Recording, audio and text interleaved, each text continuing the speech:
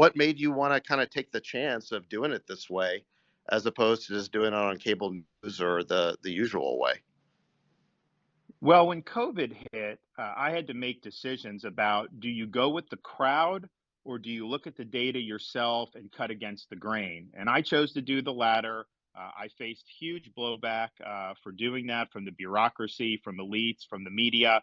But my view was I had to look out for the people I represented, prefer protecting their jobs over trying to safeguard my own political hide. But it was very, very lonely in a lot of those decisions. And part of the reason it was so lonely is because there was a concerted effort to try to stifle dissent.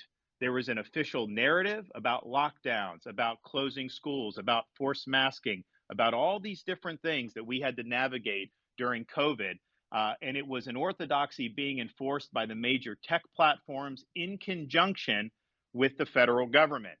And if we can't have an honest debate in a free country about issues that affect hundreds of millions of people, like lockdowns, then what good is the First Amendment at that point? Those are precisely the times when we needed to have debate be robust. You should not be taking down articles that criticize those draconian policies, and yet that's exactly what happened. So it occurred to me that if that had continued, I think free speech in this country was on its way out the door. And so when Elon Musk stepped up to purchase Twitter, he paid a lot of money for it. And I'm sure because he's a good businessman, Elon, I'm sure you'll end up making money off it. But bottom line is, you had to put your money where your mouth is, because I think you recognize that you can't have a free society unless we have the freedom to debate the most important issues that are affecting our civilization.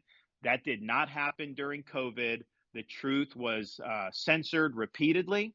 And now that Twitter is in the hands of a free speech advocate, that would not be able to happen again on this Twitter platform. So I think what was done with Twitter is really significant for the future of our country. We cannot have a society in which government is colluding with major tech platforms to enforce an orthodoxy.